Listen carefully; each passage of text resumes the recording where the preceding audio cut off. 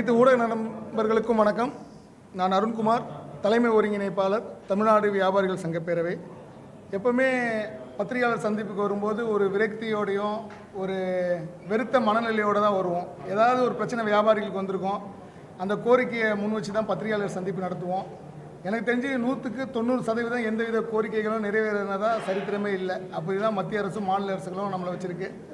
அந்த வேளையில் இதே பத்திரிகையாளர் மன்றத்தில் கடந்த ஒரு மாதத்துக்கு முன்பு நாங்கள் கண்களை கட்டி ஒரு பேட்டி ஒன்று கொடுத்துருந்தோம். உங்கள் ஊடக நண்பர்களுக்கு ஞாபகம் இருக்கலாம். அதாவது வாடகைக்கு 18% ஜிஎஸ்டி அப்படின்ற ஒரு சர்வாதிகார வரி விதிப்பை மத்திய அரசு விதிச்சிருந்தது. இது எந்த அளவு தாக்கத்தை ஏற்படுத்தும் அப்படின்னு கூட அவங்க அதை பற்றி ஆராய்ச்சி செய்தார்களான்னு கூட எங்களுக்கு தெரியல.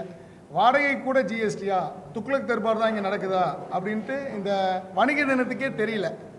நிறைய பேருக்கு இந்த ஜிஎஸ்டி குறித்த ஒரு புரிதல் இல்லாத நேரத்தில் வாடகை ஜிஎஸ்டி போட்டான்னு கூட நிறைய பேருக்கு தெரியல.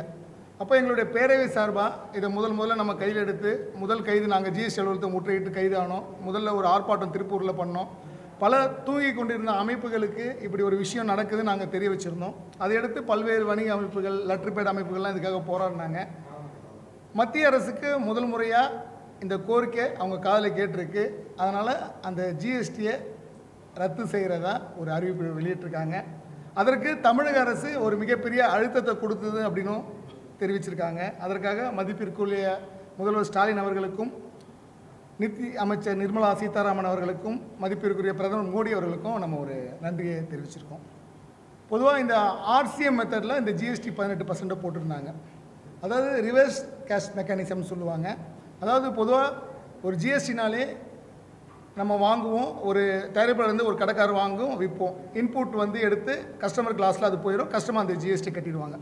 இந்த ரிவர்ஸ் கேஷ் மெக்கானிசத்தில் என்னென்னு கேட்டிங்கன்னா, அதாவது பொதுவாக கடைகள் பார்த்தீங்கன்னா உங்கள் எல்லாருக்குமே தெரியும், ஒரு தனிப்பட்ட நபர் தான் இருப்பார். கடை ஒரு பெரிய நிறுவனம் கடை வச்சுருக்காது. ஒரு தனிப்பட்ட நபர் தன்னுடைய வீட்டுக்குள்ளே ஒரு 4-5 கடை ஒருத்தங்க வச்சுருப்பாங்க. அதை வாடகை வாங்கிட்டு அவர் இருப்பார். அந்த தனிப்பட்ட நபர்களை ஜிஎஸ்டிக்குள்ளே கொண்டு வரணும். ஏன்னா அவங்க அந்த வருமானத்தை கணக்கில் காட்ட மாட்டேன்றாங்க. அதனால் ஆர்சிஎம் மெத்தடில் 18% ஜிஎஸ்டி அப்படின்ற ஒரு விஷயத்தை விதிச்சாங்க. அதாவது இது எப்படி வரும்னு கேட்டிங்கன்னா, ரிவர்ஸாக வரும். நார்மலாக இல்லாமல் ரிவர்ஸாக வரும். அதாவது வருமானத்தை வாங்கி அனுபவிக்கிறவர் கடையை வாடகை விட்டவராக இருப்பார். ஆனால் அதுக்கு ஜிஎஸ்டி கடைக்காரங்க கட்டுவாங்க. அதனால தான் ஆர்சிஎம் மெத்தடில் இந்த ஜிஎஸ்டி 18% போட்டாங்க. அப்போது இது போட்டது தவறு. ஏன்னா ஏற்கனவே வணிக நிறுவனங்களில் எந்த அளவுக்கு வணிகம் குறைஞ்சிருக்கு உங்களுக்கு தெரியும். ஆன்லைன் தாக்கமாக இருக்கட்டும், கார்பரேட் வணிகமாக இருக்கட்டும். ஏன்னா இந்த மிகப்பெரிய கார்பரேட் முதலைகள் எல்லாமே ஜிஎஸ்டி ஒரு மாய விளையாட்டில் அவங்க அந்த இன்புட் எடுத்துருவாங்க. ஆனால் சின்ன வணிகம் இந்த ஆர்சிஎம்மில் 18% போட்டவங்களுக்கு அது ஒரு மிகப்பெரிய ஒரு தாக்கத்தை ஏற்படுத்தும். ஏன்னா 10,000 ரூபாய் வாடகை கொடுக்குறவங்க 18% அவங்க தான் கட்டி ஆகணும். அதில் மாற்று கருத்தே கிடையாது. அப்போது 12,000 ரூபாய் வாடகை கொடுக்குறவர் கண்டிப்பாக அவர் விற்கிற லாபத்தில் தான் அந்த விலையை ஏற்றுற மாதிரி இருக்கும். அப்போ இன்னும் சிறு வணிகத்தை இந்த விஷயம் சீரழிக்கும் அப்படின்ற ஒரு விஷயத்தை நோக்கி தான் நம்ம தொடர் ஆர்ப்பாட்டங்கள் நடத்தினோம். அதற்கு ஒரு விடையாக கிடைச்சிருக்கு. அதாவது காம்பவுண்டிங் மெத்தடில் 1.5 கோடி ரூபாய் வரையும் வணிகம் செய்பவர்களுக்கு இந்த ஜிஎஸ்டி கிடையாது அப்படின்ற ஒரு உத்தரவை போட்டிருக்காங்க. அதற்கு மகிழ்ச்சி. ஏன்னா பொதுவாகவே இந்த சிறு குறு வணிகர்கள் அதிகபட்சம் இந்த 20 லட்சம் வணிக வரம்பில் இருக்க ஜிஎஸ்டி எடுத்துருக்க மாட்டாங்க. அப்படி இருந்தாலும் அதிகபட்சமாக 80% வணிகர்கள் இந்த காம்பவுண்டிங் டேக்ஸ் தான் கட்டுவாங்க. 1% வரி தான் எல்லாமே கட்டுவாங்க. நாங்கள் எதை வேணால் வாங்கிக்கிறோம், எதை வேணால் விற்றுக்கிறோம், நாங்கள் ஜிஎஸ்டி பில் கட்டல. 1.5 கோடி வரையும் அந்த 1% காம்பவுண்டிங் டேக்ஸ் தான் நிறைய வணிகர்கள் கட்டுவாங்க. அவர்கள் வரையும் இந்த வரியை மத்திய சர்க்கார் ரத்து செஞ்சுருக்காங்க. உண்மையிலே அதை ஒரு பாராட்டப்பட வேண்டிய விஷயம். அப்புறம் அதுலேயும் சில ஸ்லாபுகளை வச்சுருக்காங்க. அந்த வரி விலக்கு பெற்றது, அதாவது இப்போ அரிசியாக இருக்கட்டும், இந்த உணவுப் பொருட்கள் சிறுதானியங்களாக இருக்கட்டும், மாவாக இருக்கட்டும், கோதுமையாக இருக்கட்டும், எல்லாமே உங்களுக்கு தெரியும். இந்த அரிசிலாம் 25 கிலோவுக்கு மேலே போனால் டேக்ஸ் உங்கள் எல்லாருக்குமே தெரியும். அப்போது இந்த 25 கிலோக்குள்ளே அந்த பேக்கெட் ஐட்டம் 25 கிலோவுக்கு மேலே போனால் டேக்ஸ் கிடையாது. 25 கிலோ கீழே பேக்கெட் ஐட்டத்துக்கு டேக்ஸ் அப்படின்ற ஒரு வரி விதிச்சிருந்தாங்க. அப்போது அந்த 25 கிலோவுக்கு மேலே, அதாவது வரி விலக்கு 25 கிலோ மேலே பெரு வணிகர்கள் நிறைய பேர் பண்ணுவாங்க. ஆனால் சிறு வணிகத்தை பொறுத்தவரையில் மோஸ்ட்லி அந்த 25 கிலோ, நீங்களே நம்ம வீட்டில் கூட அதிகபட்சம் போனால் 25 கிலோ மூட்டை அரிசி வாங்குவோம், இல்லை 1 கிலோ பருப்பு பேக்கெட் வாங்குவோம். அது எல்லாமே இது கீழே வந்துடுது. அதனால் 100க்கு 80% வணிகர்கள் இந்த பிரச்சனையிலேருந்து விடுபட்டு இருக்கிறார்கள். அதற்கு எங்களுடைய சிரம் தாழ்ந்த வணக்கத்தை மத்திய அரசுக்கும் மாநில அரசுக்கும் தெரிவிச்சிருக்கோம். அதே போல் மீதி இந்த விஷயங்கள் அந்த 25 கிலோவுக்கு மேலே இருக்க அந்த அரிசிக்கு, அதாவது பெரிய பெரிய மூட்டைக்கெல்லாம் போட்டிங்கன்னா அதுக்கெலாம் டேக்ஸ் கிடையாது. அது வந்து ஒரு குழப்ப மனநிலையை ஏற்படுத்தும். இப்போ கருப்பட்டிக்கு வந்து வரி விலக்கில் இருக்குது, வெல்லம் வந்து வரி விலக்கில் இருக்குது. அப்போது ஒரு மளிகை கடையில் இருக்கும்போது எல்லா பொருளையும் தான் வணிகம் செய்வாங்க. அப்போ இந்த மத்திய அரசு அதிகாரிகள் ஆய்வுன்னு வரும்போது இது போன்ற ஒரு விஷயங்களை வந்து வியாபாரிகள்கிட்ட கேட்கும்போது வியாபாரிகள் விளக்கம் தெரியாது. அப்போ மேலும் ஃபைன் மேலே ஃபைன் மேலே ஃபைன் போடுவாங்க. அப்போது ஓவராலாக இந்த விஷயத்துக்கு எல்லாத்துக்குமே வரி விலக்கு கொடுக்கணும் அப்படின்ற கோரிக்கையை மத்திய அரசுக்கு வச்சுருக்கோம். ஏன்னா இது வந்து ஒரு குழப்பத்தை உண்டு பண்ணும். இன்றைக்கி வந்து நம்ம ஜிஎஸ்டிலேருந்து விடுதலை ஆகிட்டோம்னு சொல்லிட்டு நாங்கள் மகிழ்ச்சியாக இருந்தாலும் மேலும் மேலும் ஸ்க்ரூட்னிங்கிற பேரில் மத்திய சர்க்கார் அதிகாரிகள் வந்து சின்ன வியாபாரிகளை பாழாய்ப்படுத்துறதுக்கு இது ஒரு விஷயம் இருக்கும். ஏன்னா பொதுவாகவே இன்றைக்கி இந்த கடைகள் இருக்கவங்க வந்து ஒரு மிகப்பெரிய நாலேஜ், அதாவது இது பற்றி ஒரு புரிதல் இருக்காது. படித்த மிகப்பெரிய நிறுவனங்கள், டிமார்ட் நிறுவனங்கள், ஆன்லைன் நிறுவனங்கள்லாம் அவங்க ஆடிட்டரை வச்சுப்பாங்க, அவங்க அதை வந்து ஃபேஸ் பண்ணிப்பாங்க. ஆனால் சின்ன கடையில் ஒரு கணவனும் மனைவி இருக்க கடையில் வந்து ஒரு அரசு அதிகாரி வந்து நீங்கள் கருப்பட்டி வச்சுருக்கீங்க, நீங்கள் வெல்லம் வச்சுருக்கீங்க, நீங்கள் இந்த வரம்பில் வர மாட்டேன்னு கேள்வி கேட்கும்போது அந்த கேள்விக்கு பதில் சொல்கின்ற திறமை வந்து அந்த கடைக்காரர்களுக்கு இருக்காது. அப்போது இந்த மாதிரி விஷயங்களையும் வந்து ஒட்டுமொத்தமாக நீங்கள் புறக்கணிக்கணும். இந்த வாடகை ஜிஎஸ்டின்ற ஒரு விஷயமே இருக்கக்கூடாது அப்படின்ற ஒரு கோரிக்கையை மத்திய அரசுக்கு வச்சுருக்கோம்.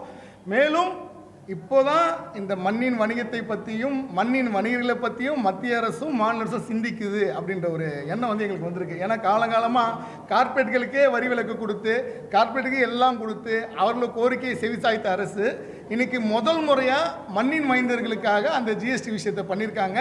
அதே போல் இனி வரும் காலங்களில் ஏறக்குறைய 54% வணிகத்தை ஆன்லைன் நிறுவனங்கள் எடுத்துக்கொண்டன, கார்ப்பரேட் நிறுவனங்கள் எடுத்துக்கொண்டன அப்படின்ற ஒரு புள்ளி விவரம் சொல்லுது.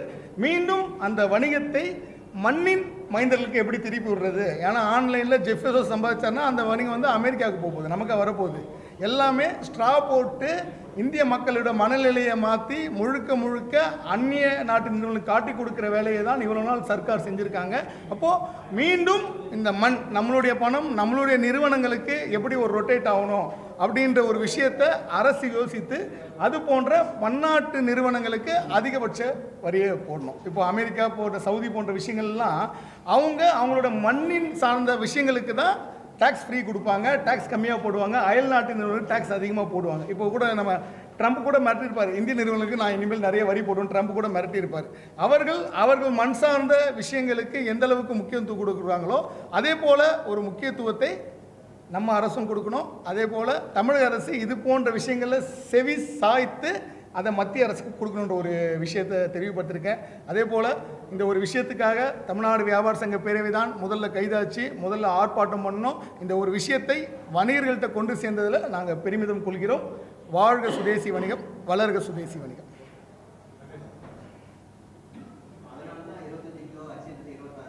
ஆமாம் ஆமாங்க. அதுக்கு காரணம் வந்து மத்திய அரசு தான். இது ஒரு ரூல்ஸே வந்து ஒரு மோசமான ரூல்ஸு. ஒன்று போட்டால் எல்லாத்துக்கும் போடணும். 25 கிலோன்னா அடுத்து 26 கிலோன்னு சிந்திப்போம் நம்ம, சரிங்களா? அரிசிக்கு டேக்ஸ் போட்டதே ஒரு மோசமான விஷயம். ஏன்னா உப்புக்கு டேக்ஸ்ன்றதுக்காக தானே ஒரு மிகப்பெரிய சுதந்திர போராட்டமே நடந்தது. அப்போ எல்லாத்துக்கும் வரினா எப்படி? அதுவும் உணவு பொருட்களுக்கு வரியே இருக்கக்கூடாது. யார் கொடுக்க போகிறா? கடைசியில் இண்டியூசர் தானே கொடுக்க போகிறாங்க, கடைக்காரனா கொடுக்க போகிறாங்க. அந்த டேக்ஸை மக்கள்கிட்ட தானே வாங்க போகிறோம். அப்போ இந்த உணவு சார்ந்த பொருளுக்கு டேக்ஸ் இருக்கக்கூடாத கோரிக்கை நம்ம தொடர்ந்து வச்சுருக்கோம். இன்றைக்கி இந்த விஷயத்துக்கு நன்றி சொல்லியிருக்கோம் மத்திய சர்க்காருக்கு. அதெல்லாம் வந்து வரி விலக்கு உள்ள பொருள், ஓகேங்களா? வரி கிடையாது. அதுக்கெலாம் வந்து அரசு வந்து வரி போடலை. இந்த கருப்பட்டி அந்த மாதிரி இந்த சிறுதானியம் அதுக்கெலாம் வந்து வரி போடல. அதாவது இப்போ உதயம் பருப்பு வந்து பேக்கட் ஐட்டமாக இருக்கும், ஓகேங்களா?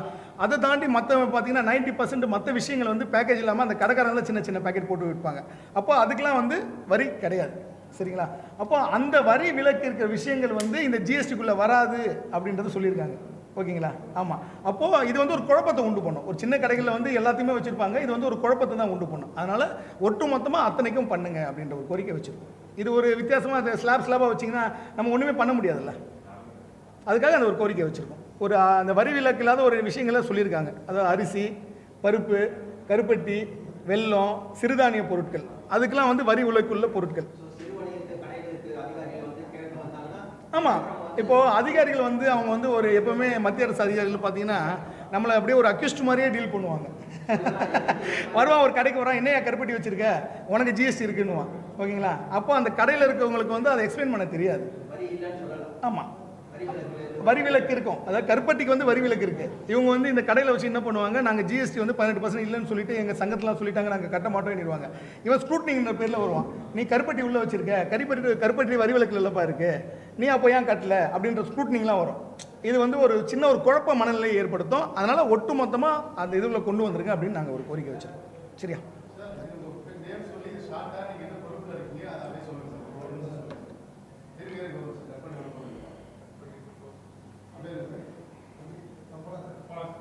அருண்குமார், தலைமை ஒருங்கிணைப்பாளர், தமிழ்நாடு வியாபார சங்க பேரவையில் இருக்கேன்.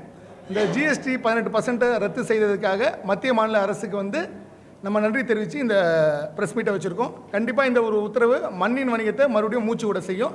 இனிமேல் இந்த மண்ணின் வணிகர்களுக்கு வந்து அரசாங்கம் கண்டிப்பாக இந்த சலுகைகளை இவ்வளோ நாள் எப்படி கார்ப்பரேட்டுகளுக்கு சலுகைகளாக வாரி கொடுத்ததோ மத்திய சர்க்காரும் மாநில சர்க்காரும், அதே போல் இனிமேல் மண்ணின் மைந்தர்கள் குறித்து அவருடைய பார்வை மாறுன்ற ஒரு நம்பிக்கையில் இந்த பத்திரிகையாளர் சந்திப்பு வச்சுருக்கோம். சரியா?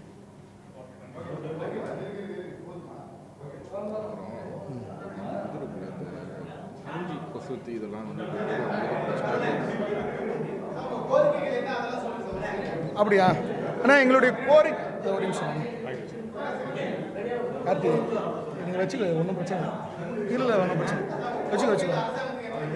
அரசாங்கத்துக்கு இதே பத்திரிகையாளர் மன்றத்தில் ஒரு மாதத்துக்கு முன்னாடி இதே கோரிக்கை வச்சோம். அதாவது கண்களை கட்டி நாங்கள் ஒரு பத்திரிகையாளர் சந்திப்பு வச்சோம். அதாவது அரசாங்கம் எந்த விதமும் யாரும் ஆலோசிக்காமல் துக்ளக் அரசு மாதிரி வாடகை கூட 18% ஜிஎஸ்டியை போட்டு ஒரு மோசமான உத்தரவு போட்டிருந்தாங்க.